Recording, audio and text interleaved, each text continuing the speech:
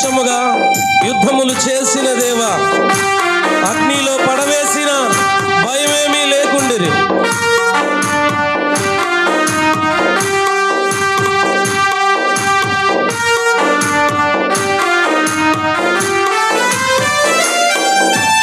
నీ ప్రజల పక్షముగా యుద్ధములు చేసిన దేవా, నీ కొరకు నా కొరకు యుద్ధం చేసిన గొప్ప దేవుడు ఆయన. నీ ప్రజల పక్షముగా. మార్కు సువార్త 15:27 వచనములో, మరియు కుడి వైపున ఒకనిని ఎడమ వైపున ఒకనిని ఇద్దరు దొంగలను ఆయనతో కూడా సిలువ వేసిరి. హల్లెలూయా. అక్కడ అంతే ఉన్నదా? నేనేమన్నా తప్పు చదివానా? అక్కడ ఏమని ఉన్నదంటే, ఇద్దరు దొంగలతో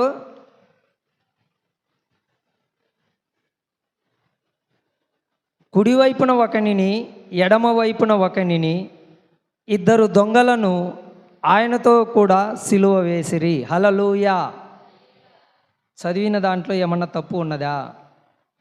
చదివినరా మీరు? అసలు ఏమని ఉంది? బందిపోటు దొంగలను ఉన్నది. హల్లెలూయా. అక్కడ జ్ఞానముతో చదవాలి ఎవరైనా బైబిల్ని అని అంటే, ఇలా ఒకటి తప్పించి ఒకటి చదివితే అసలు అర్థం కాదు. హల్లెలూయా.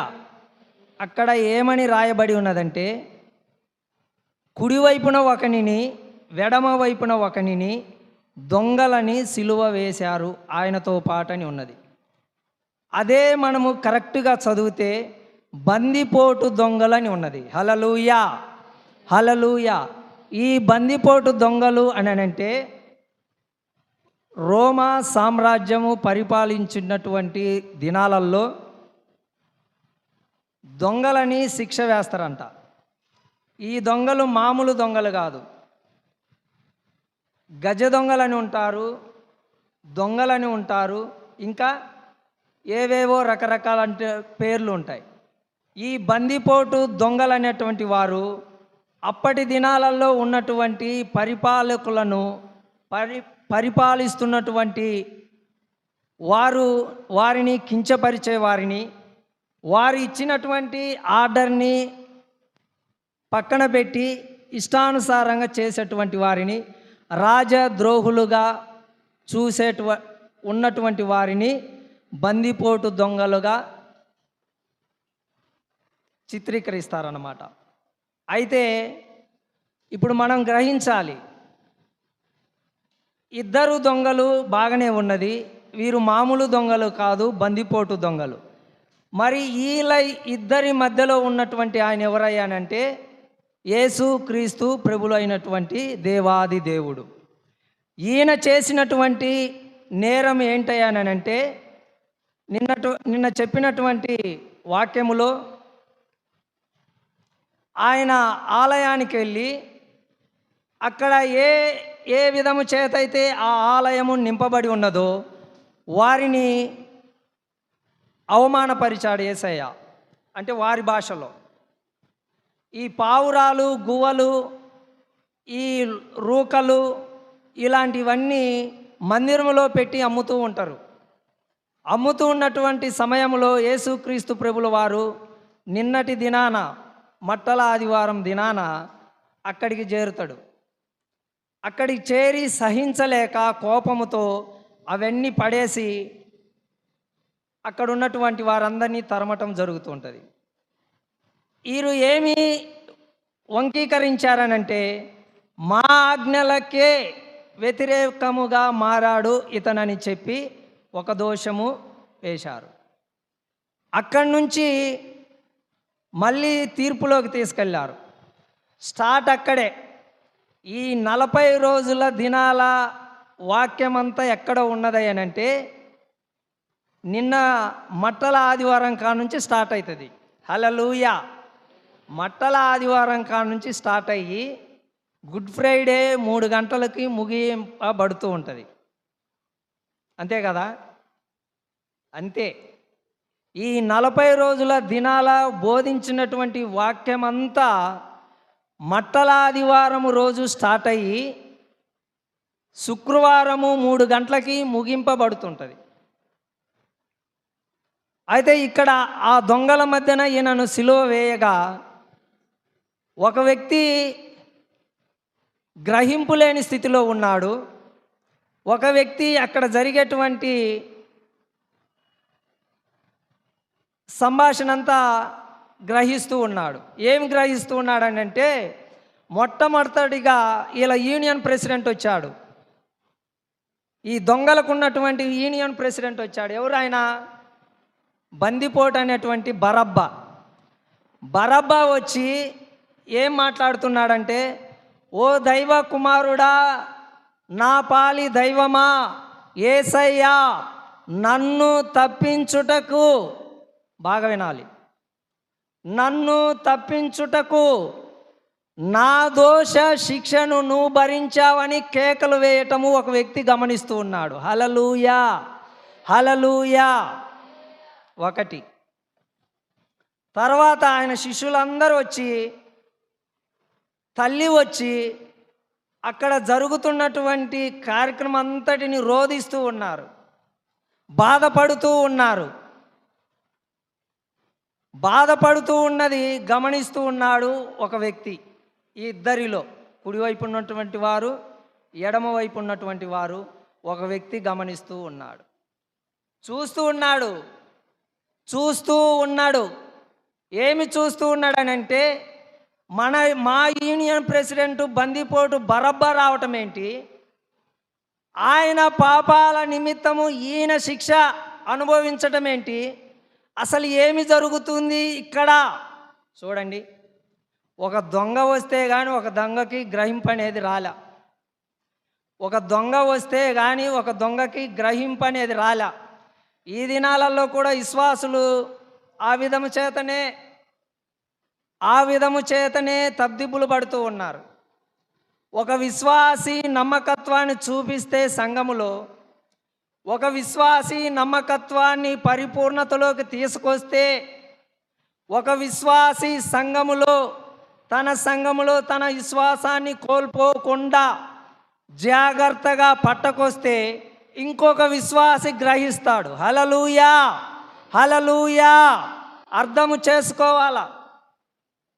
ఈ దినాన దేవాది దేవుడు నీతో నాతో మాట్లాడుతూ ఉన్నాడు. నీ వయసును బట్టి, నా వయసును బట్టి ఎన్నో శ్రమల దినములలో ఈ ఇద్దరు దొంగల యొక్క వాక్యాన్ని చాలా దినాలు విన్నాము. ఏ విధము చేత గ్రహింపబడ్డాము. ఒక దొంగ వచ్చి, ఓ దైవ కుమారుడా, నా కొరకే నీవు, నన్ను తప్పించుటకు నీవు, నా దోషములు క్షమించుట కొరకు నీవు. అసలు ఏంటయ్యా నీ ప్రేమ? అసలు ఏంటయ్యా నీ ప్రేమ? పస్కా పండగను ఆచరించేటప్పుడంట ఒక ఖైదీని విడుదల చేయాలనంటే, ఒక ఖైదీని విడిపింప చేయాలనంటే, ఆయన్ని విడుదల చేయాలంటే ఆయన బదులు ఇంకొక వ్యక్తి పోవాలంట. హల్లెలూయా. అతన్ని విడుదల చేయాలంటే అతని స్థానంలో ఇంకొకరిని అక్కడ జైల్లో ఉంచాలా. అతనికి ఉన్న సంఖ్యలు విడిపింపబడాలంటే ఆ సంఖ్యలు పొందుకునేటువంటి వ్యక్తి ఒకడు కావాలా. ఆ వ్యక్తి యేసయ్యే కోరుకున్నారు వీళ్ళు. ఎవరు కావాలి మీకు? బందిపోటు అనేటువంటి బరబ్బా కావాలనా? మీకు మమతా అనురాగాలు పంచినటువంటి యేసుక్రీస్తు కావాలా?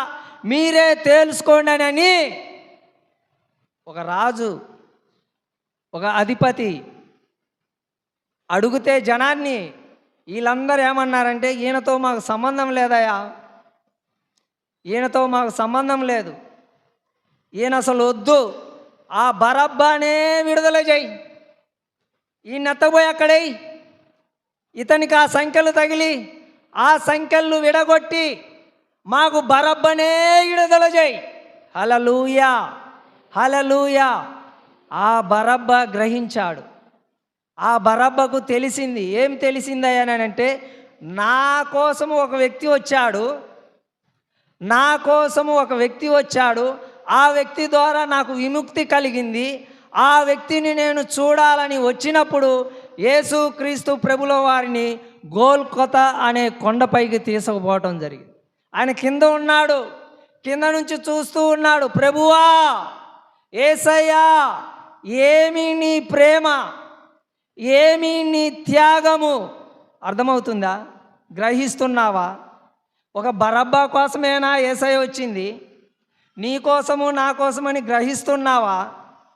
ఈ బైబిలు పనికి మాలిన బుక్ అని ఆ విధము చేత ఆలోచన కలిగినటువంటి వారు గ్రహిస్తూ ఉన్నారా? ఒక బరబ్బా కోసమేనా? హల్లెలూయా, హల్లెలూయా. బరబ్బా లాంటి ఎందరైతే వ్యక్తులు ఉన్నారో వాళ్ళందరూ విడిపింపబడాల, వారి సంఖ్యలు విడిపింపబడాల, వారికి కలిగినటువంటి బాధలు విడిపింపబడాల, వారికి కలిగినటువంటి అవమానం విడిపింపబడాలా. హల్లెలూయా. ఆ బరబ్బ వచ్చాడు, ఈ దొంగ గ్రహించాడు. ఒక దొంగ గ్రహించాడు. ఏం గ్రహించాడనంటే, ఇతను కూడా మనతో పాటు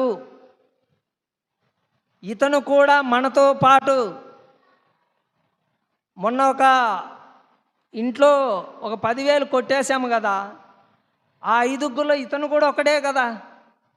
రాజద్రోహము కింద మా 5గురిని ఈ రోమా సామ్రాజ్యం బంధిస్తే ఇతను కూడా ఒకడు కదా.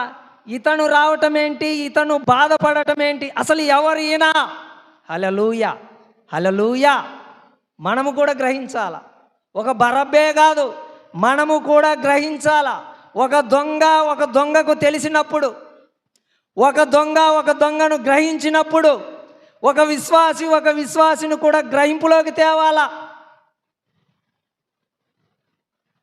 నీ పక్కన ఉన్నటువంటి వారు వ్యవహారం చెబితేనే నువ్వు సర్దుకుపోతే ఉంటే అతను ఎప్పుడు ఆ వ్యవహారం మానుకోవాలా? ఆమె ఎప్పుడు ఆ వ్యవహారం మానుకోవాలా? ఆమె ఎప్పుడు దేవుణ్ణి గురి కలిగి ఉండాలా? ఆలోచన విధానం చేత కాదు, ఆలోచనకు పని పెట్టాల. ఇది దేవుని యొక్క మందిరము, మనము గడిపేదే కొద్ది సమయం. అందరికీ మంచి మంచి గృహాలు ఉన్నాయి. ఈ కొద్దిసేపైనా దేవునితో గడపటానికి వచ్చే మనము నిర్లక్ష్య వైఖరి, గ్రహింపు రావట్లా. ఇక్కడ ఏ విధము చేత మనం ఉండాలనేది గ్రహింపులేక రావట్లా. గ్రహించాడు ఈ వ్యక్తి. 2 వ్యక్తులు ఆయనతో పాటు సిలువ వేస్తే ఒక వ్యక్తి ఏమో అవహేళనగా మందిరమని గుర్తించక, మందిరంలో యేసయ్య ఉన్నాడని గుర్తించక, మందిరములో మన ప్రవర్తన జాగ్రత్తగా చూసుకోవాలని తెలుసుకోలేక, హల్లెలూయా, హల్లెలూయా. ఎన్ని దినాలు, మరొక సంవత్సరము, మరొక గుడ్ ఫ్రైడే, మరొక సంవత్సరము, మరొక గుడ్ ఫ్రైడే, అప్పుడు మళ్ళీ వాక్యము, మళ్ళీ శ్రమల దినాలు, మళ్ళీ 40 మంది వాక్యాలు. ఇదే తంత ఇక మారాల, గ్రహింపాల.